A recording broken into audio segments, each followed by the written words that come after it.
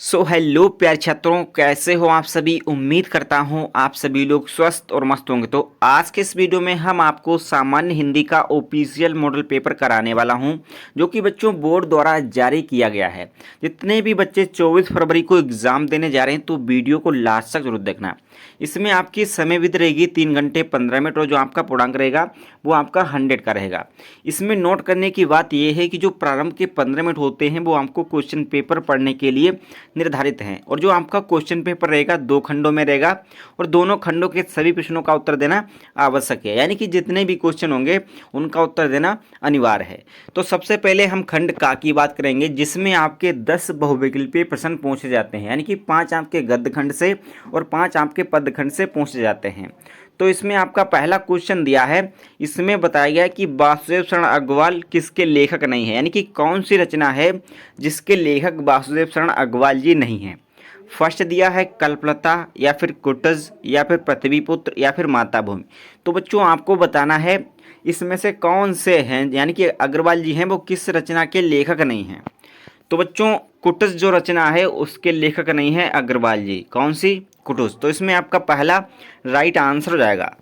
Next आपका दिया है क्या भूलूं क्या याद करूं किस विधा की रचना है। यानी कि क्या भूलूं क्या याद करूं, ये बच्चों हरिवंश राय बच्चन द्वारा लिखित रचना है। यानी कि इसके लेखक कौन है? हरिवंश राय बच्चन जी। इसमें आपको बताना है कि किस विधा की रचना है। तो फर्स्ट दिया है आत्मकथा विधा की, या फिर जीवनी की, या फिर संस्मरण, या फिर रिपोर्टाज की। तो बच्चों आपको बताना है कि क्या भूलूं क्या याद करूं ये किस विधा की रचना है। तो बच्चों क्या भूलूं क्या याद करूं ये बच्चों आत्मकथा विधा की रचना है, और बच्चों ये हरिवंश राय बच्चन द्वारा लिखित रचना है। इसमें आपका पहला राइट आंसर हो जाएगा। नेक्स्ट आपका बताया गया है कि चित्रलेखा उपन्यास के लेखक, यानी कि जो चित्रलेखा उपन्यास है उसके लेखक कौन है? भगवती चरण वर्मा जी, या फिर वृंदावन लाल वर्मा जी, या फिर अमृत राय, या फिर जैनेन्द्र कुमार। तो बच्चों आपको बताना है कि चित्रलेखा उपन्यास के जो लेखक हैं वो कौन हैं। तो बच्चों चित्रलेखा उपन्यास के जो लेखक हैं वो भगवती चरण वर्मा जी हैं। इसमें आपका पहला राइट आंसर हो जाएगा। नेक्स्ट आपका दिया है कि ब्राह्मण पत्र के संपादक, यानी कि जो ब्राह्मण पत्र है उसके संपादक कौन है। यानी कि ये भी कह सकते हैं ब्राह्मण पत्रिका के संपादक। तो बच्चों फर्स्ट दिया है भारतेंद्र हरिश्चंद्र जी, या फिर वृंदावन लाल वर्मा जी, या फिर अमृत राय, या फिर प्रताप नारायण मिश्र। तो बच्चों आपको बताना है कि ब्राह्मण पत्र के संपादक। तो बच्चों ब्राह्मण पत्र के जो संपादक हैं वो प्रताप नारायण मिश्र जी हैं। इसमें आपका चौथा राइट आंसर हो जाएगा।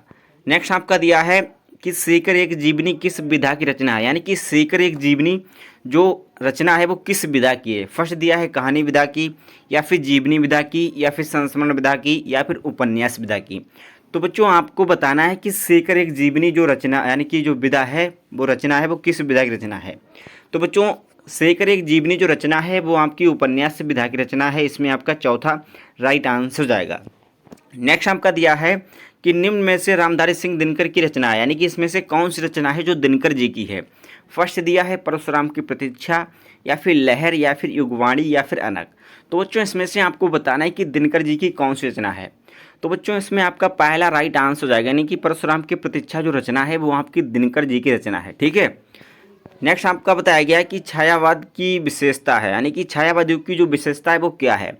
तो बच्चों छायावाद युग की जो मुख्य विशेषता है वो सौंदर्य एवं प्रेम है। इसमें आपका तीसरा राइट आंसर हो जाएगा। क्या है बच्चों? सौंदर्य एवं प्रेम। नेक्स्ट आपका बताया गया है कि नई कविता युग की रचना है। यानी कि नई कविता युग की रचना कौन सी है। फर्स्ट दिया है यामा है, या फिर प्लेसर्जन, या फिर परशुराम की प्रतीक्षा, या फिर खुशबू के शिलालेख। तो बच्चों आपको बताना है कि नई कविता युग की रचना है वो कौन सी है। तो बच्चों नई कविता युग की जो रचना है वो खुशबू के शिलालेख है। इसमें आपका चौथा राइट आंसर हो जाएगा। ठीक है।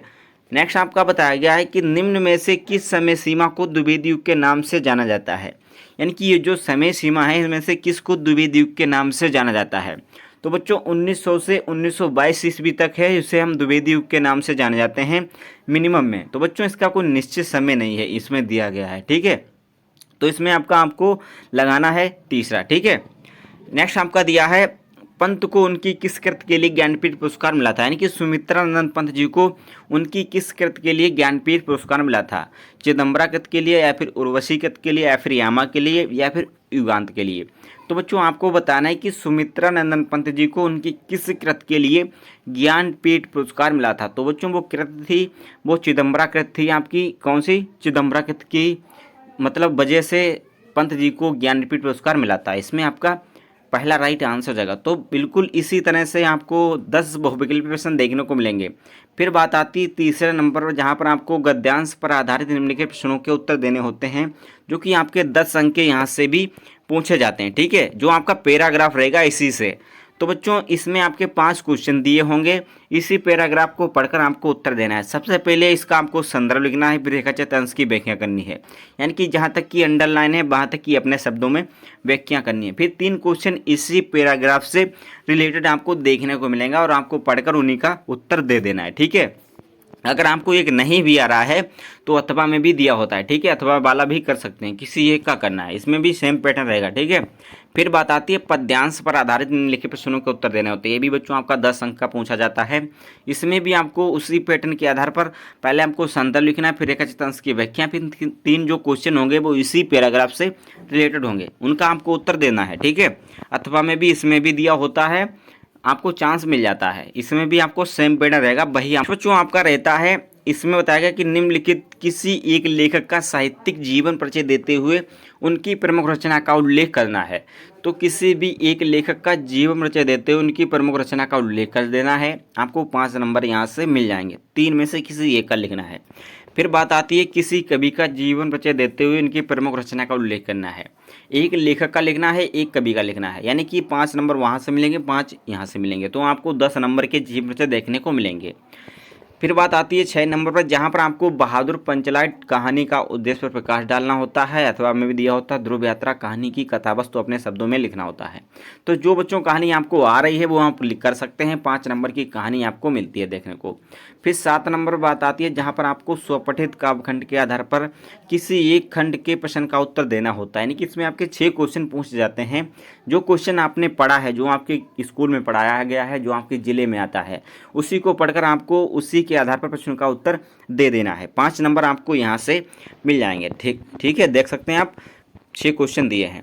अब बात आती है खंड खा की, जहाँ पर आपको सबसे पहले संस्कृत की व्याख्या करनी होती है, यानी कि जो आपके पैराग्राफ होते हैं संस्कृत के, इसमें आपको संदर्भ सहित हिंदी में अनुवाद करना होता है, जो कि आपका 7 अंक का होता है। ठीक है, इसमें अथवा में भी दिया होता है, 2 आपके होते हैं, किसी एक का आप अच्छी तरीके से हिंदी अनुवाद कर दें संदर्भ सहित। फिर बात आती है श्लोकों के आपको हिंदी में अनुवाद करना होता है संदर्भ सहित, इसमें भी आपको 2 दिए होते हैं, अथवा में किसी एक का कर सकते हैं, 7 नंबर यहाँ से मिल जाएंगे। फिर बात आती है 9 नंबर पर, जहाँ पर आपको मुहावरों में से किसी एक का अर्थ लिखकर प्रयोग करना होता है। तो यार जो मुहावरे होते हैं आपके, इसमें से किसी एक का, यानी कि एक जो मुहावरा है इसमें से किसी एक का अर्थ लिखकर अपने वाक्य में प्रयोग करना है। ठीक है, यहाँ से भी आपको 2 नंबर मिल जाएंगे।